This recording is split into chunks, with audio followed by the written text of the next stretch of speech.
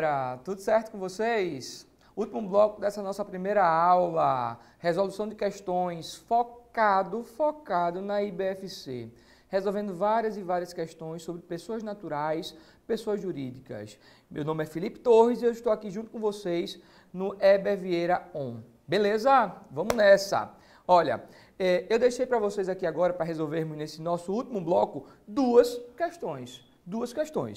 E a primeira questão que a gente tem que responder é uma questãozinha envolvendo desconsideração da personalidade jurídica.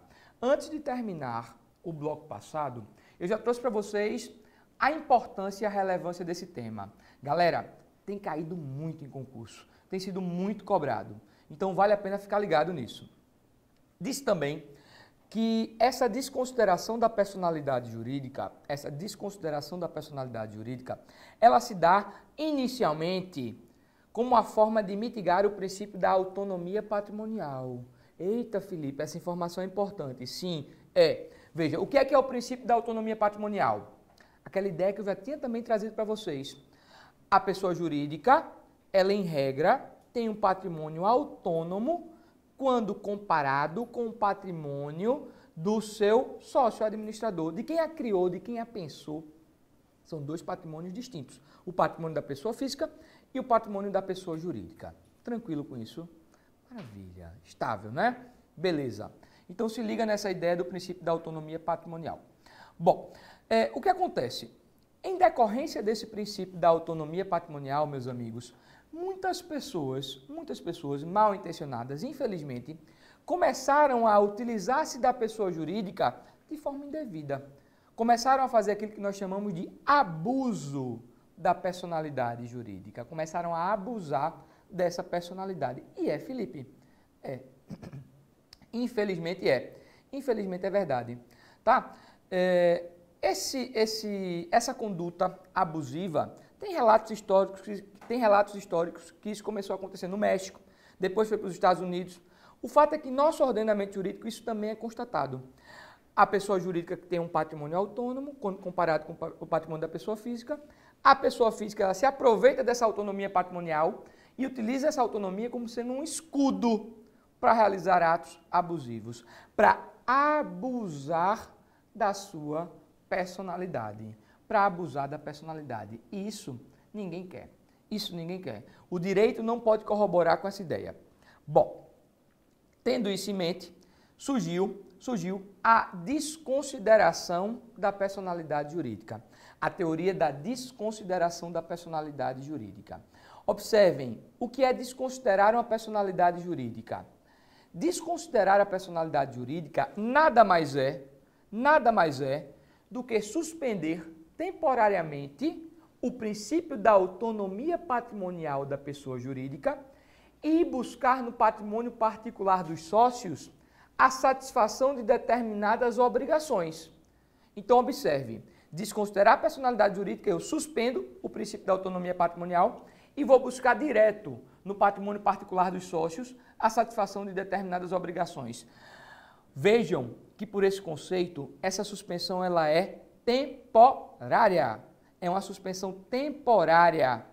Temporária. Não é nada que vai durar muito tempo, não é nada que é para sempre, não é nada que extingue a pessoa jurídica, não é nada que vai vir a extinguir a pessoa jurídica. Na realidade, o que é que vai acontecer? A gente vai suspender temporariamente a autonomia patrimonial da pessoa jurídica e buscar ir lá no patrimônio dos sócios, administradores da sociedade, a satisfação de determinadas obrigações. É assim que deve funcionar, é assim que deve ser perspectivado na prática, tá? Bom, ô Felipe, então eu já entendi. Se estivermos diante de uma hipótese de abuso de personalidade, eu vou suspender temporariamente o princípio da autonomia patrimonial e vou ir buscar no patrimônio dos sócios, administradores, a satisfação de determinadas obrigações. Perfeito, é isso. Agora, a partir dessa ideia base, eu vou começar a trazer uma série de referências específicas que habitualmente caem no seu concurso, que habitualmente são cobradas. Tá? Bom, primeira referência muito específica que vocês precisam saber, meus amigos, minhas amigas que estão aí me assistindo, precisam saber, é que essa desconsideração ela tem que ter um abuso de personalidade. E aí a questão que surge é, quando é que nós estamos diante do abuso de personalidade? Observem, o abuso de personalidade no direito brasileiro, ele é verificado toda vez que nos depararmos com um desvio de finalidade ou com uma confusão patrimonial. Então, abuso de personalidade acontece toda vez que estivermos diante de um desvio de finalidade ou conjunção ou confusão patrimonial. Observe que a conjunção é ou, não é um e. Não são as duas hipóteses, é uma ou outra. Uma hipótese ou outra já materializa-se como sendo suficiente para que estejamos diante de um abuso de personalidade, tá? Aí vamos lá, duas situações, desvio de finalidade ou confusão patrimonial. Quando é que eu tenho um desvio de finalidade? Quando é que a finalidade ela é desviada? Desvio de finalidade. Se liga, estamos diante de um desvio de finalidade? Estamos diante de um desvio de finalidade toda vez que a pessoa jurídica, ela deixando de cumprir uma obrigação inicialmente assumida, ela pega e investe o patrimônio que ela tem em uma finalidade distinta daquela prevista no ato constitutivo. Por exemplo, eu tenho uma PJ que ela é produtora de, uma fábrica produtora de porcelanato. E aí, ao invés de pegar o meu capital e pagar os credores, ou então pegar o meu capital e investir na pessoa jurídica para que ela possa produzir mais porcelanato e para que ela tenha cada vez mais saúde financeira, comprar insumos para a produção de mais porcelanato, o que é que eu faço? Eu pego aquele capital e invisto numa finalidade distinta. Compro, por exemplo, carros importados, Mercedes, Ferrari. Vejam, eu estou desviando a minha finalidade. Desvio de finalidade é a hipótese de abuso de personalidade, que com o abuso de personalidade a gente pode desconsiderar a personalidade jurídica. Desconsiderar a personalidade jurídica nada mais é do que você suspender o princípio da autonomia patrimonial e buscar no patrimônio dos sócios e administradores, a satisfação de uma determinada obrigação. É assim que a gente deve entender, tá claro? Então a primeira hipótese é o desvio de finalidade. E qual é a segunda hipótese da desconsideração da personalidade jurídica? A segunda hipótese para que haja desconsideração da personalidade jurídica é a confusão patrimonial. O que é que seria uma confusão patrimonial? Confusão patrimonial pode ser compreendido como sendo uma mistura de patrimônio, tá? Então, eu sou pessoa física, eu começo a misturar o meu patrimônio de pessoa física com o meu patrimônio de pessoa jurídica. Essa mistura de patrimônio caracteriza o que nós chamamos de confusão patrimonial. Confusão patrimonial é causa de abuso de personalidade, que gera a possibilidade da desconsideração da personalidade jurídica, suspendendo temporariamente o princípio da autonomia patrimonial e indo buscar no patrimônio dos administradores a satisfação de determinadas obrigações. Tá claro isso, meus amigos? Maravilha. Então, veja, já temos toda uma estrutura montada. A partir de agora também eu ainda vou trazer mais observações, como sempre, pensando em sua prova. Vejam o seguinte, trouxe já toda a estrutura teórica. Uma primeira questão que habitualmente surge, a desconsideração da personalidade jurídica extingue a pessoa jurídica? A resposta é não. Como eu disse no próprio conceito, suspende temporariamente a autonomia patrimonial. A partir dessa questão surge uma segunda. Quem é que pode requerer a desconsideração da personalidade jurídica? Quem é que pode requerer essa desconsideração da personalidade jurídica? Observe que a desconsideração de uma determinada personalidade jurídica pode ser requerida ou pelo credor prejudicado ou pelo Ministério Público. Isso vocês conseguem extrair a partir da leitura do artigo 50 do nosso Código Civil. Então, se você pegar o seu Código Civil, no artigo 50, você vai ver exatamente essa ideia que eu estou trazendo aqui para vocês. A desconsideração da personalidade jurídica se dá por requerimento de qualquer prejudicado, credor prejudicado, ou do Ministério Público. As questões de concurso adoram dizer que o juiz ele pode desconsiderar de ofício a personalidade jurídica. Está errado. Juiz não desconsidera de ofício personalidade jurídica. Para que haja essa desconsideração tem que ter uma provocação. E essa provocação eu já disse de onde parte. Tá? Na realidade, jovens, processualmente falando, a desconsideração da personalidade jurídica, ela se dá ou em uma ação autônoma ou como um incidente processual. Isso está previsto no artigo 133 do Código de Processo Civil. Então, se você pegar seu CPC, você vai ver o seguinte: a desconsideração pode se dar através de ação autônoma. Funciona mais ou menos da seguinte forma. Imagine que eu tenho um crédito a receber com uma determinada pessoa jurídica. Tem um crédito, um valor a receber. Eu contrato um advogado e o advogado ele vai entrar com ação autônoma. Mas antes de entrar, ele vê, eita, essa pessoa jurídica está abusando da personalidade dela. Ela está desviando a finalidade ou ela está tendo uma confusão patrimonial. Logo, o advogado ele já entra diretamente com uma ação de desconsideração da personalidade jurídica. Pode ser através de uma ação autônoma. Ou também, a desconsideração da personalidade jurídica pode se dar a partir de um incidente nos autos de um processo, seja em um processo de conhecimento, seja em um processo de cumprimento de sentença. Então, a desconsideração pode se dar também como um incidente processual, na fase de conhecimento ou na fase de cumprimento de sentença.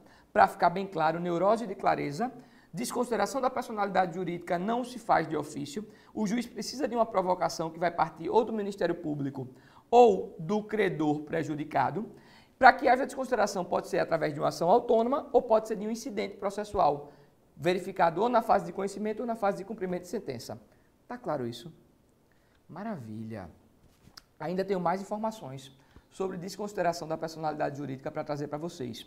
Tá? Observem o seguinte, essa lógica toda da desconsideração, ela é bem restrita. A desconsideração não pode ser ampliada.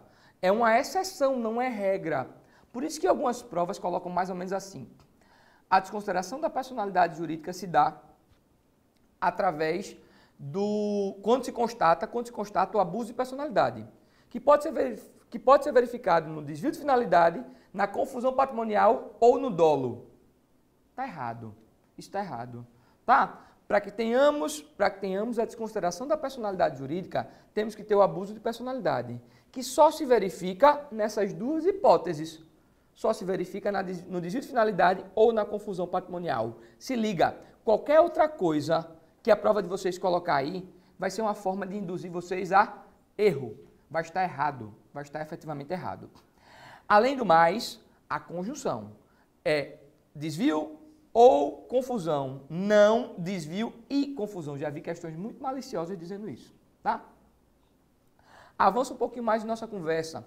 Vejam o seguinte, a teoria que nós seguimos a respeito da desconsideração da personalidade jurídica é a teoria maior, tá? E o que é que estabelece a teoria maior da desconsideração da personalidade jurídica?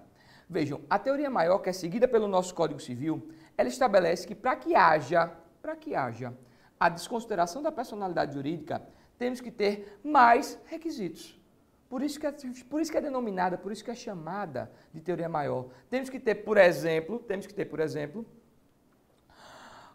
o abuso de personalidade caracterizado pelo desvio de finalidade ou pela confusão patrimonial. Ainda tem que ter um credor, né? Ainda tem que ter um credor prejudicado. Então tem que juntar tudo isso. Teoria maior porque tem mais requisitos. Por outro lado, outros diplomas, como por exemplo o Código de Defesa do Consumidor, a CLT, algumas normas ambientais seguem a teoria menor, com menos requisitos para que haja a desconsideração da personalidade jurídica, tá? Então se liga a isso. Se a prova de vocês falar em teoria da desconsideração, a que nosso Código Civil segue é a teoria maior. Pacificado? Beleza. Passa adiante. Observem. Existe, por fim, a figura da desconsideração inversa da personalidade jurídica. Desconsideração inversa ou invertida da personalidade jurídica. É assim, a lógica natural da desconsideração da personalidade jurídica, como eu já coloquei para vocês, é suspender temporariamente o princípio da autonomia patrimonial e ir buscar no patrimônio particular da pessoa física a satisfação de determinadas obrigações. Massa. Já a desconsideração inversa é o caminho contrário. É você desconsiderar a autonomia da pessoa física e buscar no patrimônio da pessoa jurídica a satisfação de determinadas obrigações. Acontece muito na seara familiar. Veja a situação. Imagina que eu sou casado, tá? E estou pensando em me divorciar. Vi que adquiri muitos bens com minha esposa durante o casamento. Vi que existem muitos bens a serem partilhados. Aí o que é que eu faço? Maliciosamente, malandramente, antes do divórcio, eu começo a transferir parte do patrimônio para minhas pessoas jurídicas. Felipe, pessoa jurídica, começa a receber patrimônio de Felipe, pessoa física. Bom, a vida segue e, como já era previsto, minha esposa ela vai lá e pede o divórcio. Pede o divórcio. Quando ela pede o divórcio, obviamente vai ter uma partilha de bens, né? Vai ter um acervo patrimonial a ser partilhado. Quando ela vai analisar esse acervo patrimonial, ele é bem menor do que aquilo que ela previa. Ele é bem menor do que aquilo que era previsto. Está errado? Está errado. E aí ela começa a procurar o patrimônio e verifica que esse patrimônio, todo ele, está em nome das minhas pessoas jurídicas. Sem dúvida, ela vai desconsiderar a personalidade jurídica. Mas essa desconsideração ela vai ser inversa. Ela vai suspender temporariamente a minha autonomia como pessoa física e vai buscar no patrimônio da pessoa jurídica a satisfação de determinadas obrigações. É isso que corrobora, é isso que materializa a teoria da desconsideração inversa da personalidade jurídica. Tá claro?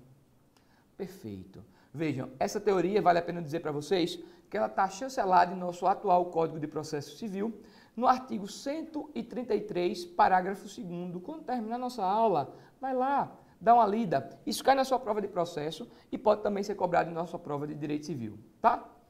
Bom, vejam, doutores, como eu tentei aprofundar, verticalizar esse tema, porque realmente tem uma chance muito grande de ter uma questão envolvendo isso na sua prova.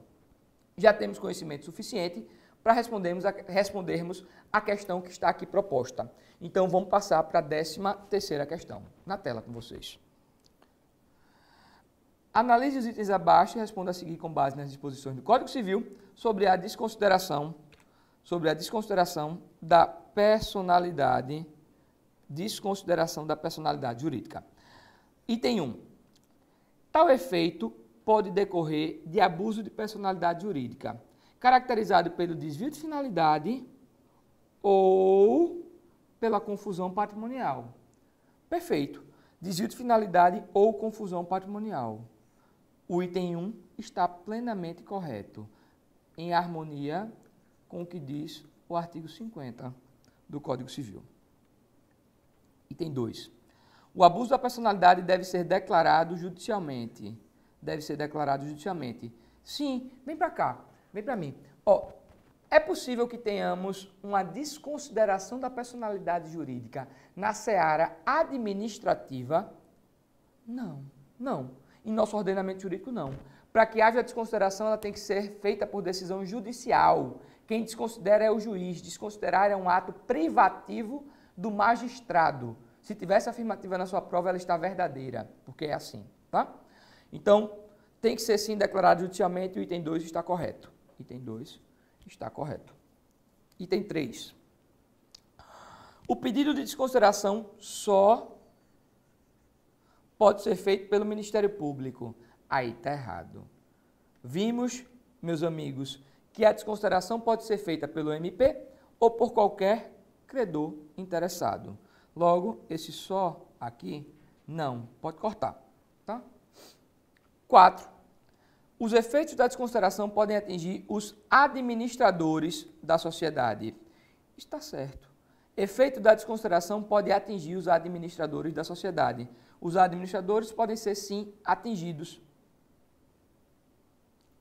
Está certo o item 4. Item 5. Os efeitos da desconsideração podem atingir os sócios que sejam administradores da sociedade. Também está correto. Então, a conclusão que nós chegamos é que efeito da desconsideração pode atingir os administradores de uma determinada sociedade e também podem atingir, mais aqui, ó, os sócios administradores. Administradores e sócios administradores podem ser responsabilizados pela desconsideração, tá? Dentro de uma perspectiva de desconsideração. E 6, item 6, aqui, os efeitos da desconsideração só podem atingir os sócios. Só podem atingir os sócios. Aí está falso. Aí está errado, meus amigos. Já vimos que pode atingir os administradores e os sócios administradores. Então, está errado o item 6 e o item 3. O correto é 1, 2, 4 e 5. Vamos ver se tem isso lá nas alternativas. 1, 2, 4 e 5, gabarito, letra E. 1, 2, 4 e 5. Estão corretos esses itens? gabarito da 13ª questão, letra E. Passemos para a nossa última questão. Última questão, 14ª questão.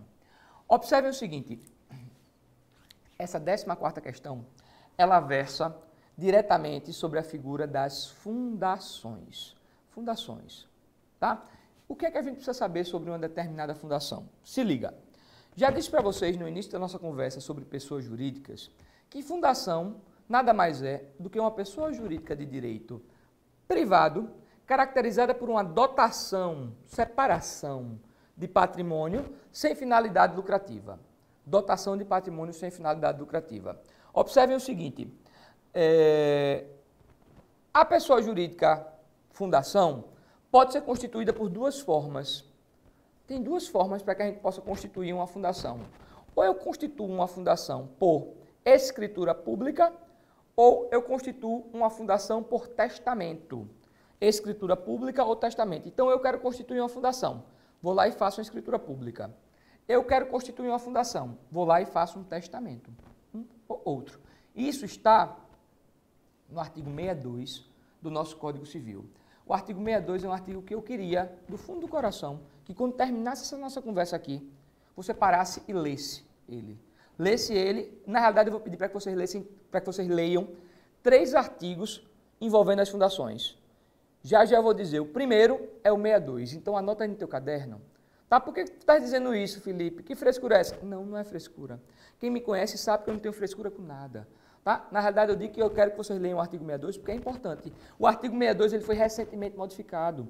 Então, a estrutura das fundações passou por algumas modificações. Um primeiro artigo importante é o 62, alterando a finalidade. Vocês vão ver que essa questão aqui, ela tem como pano de fundo a nova redação do artigo 62. E é muito possível que tenha uma questão na sua prova envolvendo um artigo que foi recentemente modificado. Tá? Então, se liga no artigo 62 do Código Civil. O caput desse artigo estabelece que pode ser constituída por escritura pública ou por testamento. E o parágrafo, com seus incisos, define as novas finalidades que podem ser dadas a uma fundação.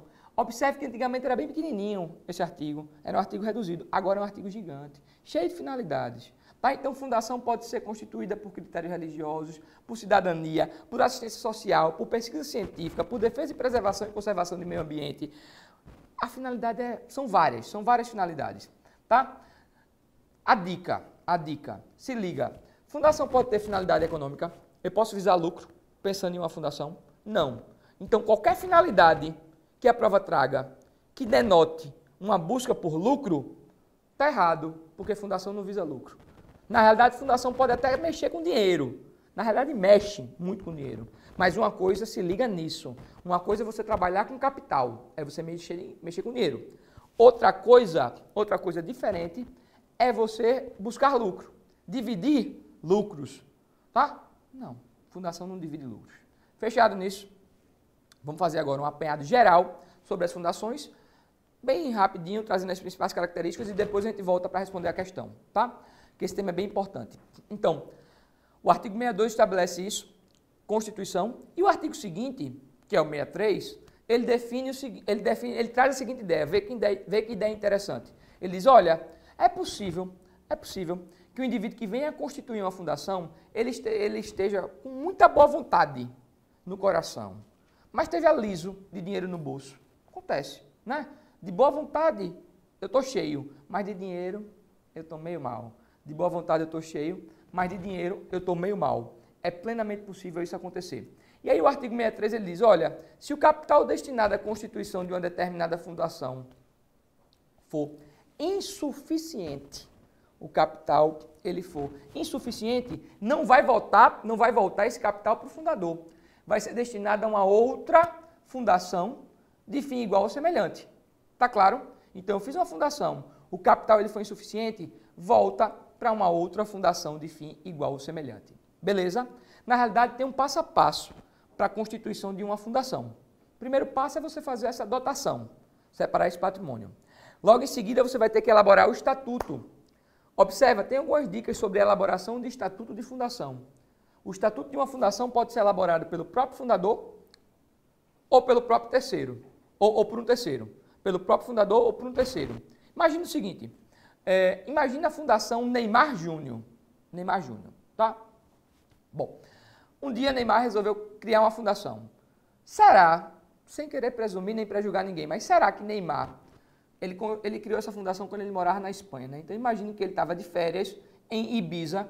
Será que ele saiu das férias dele de Ibiza para elaborar o estatuto da Fundação Neymar Júnior? Eu acho que não, né? Eu acho que não.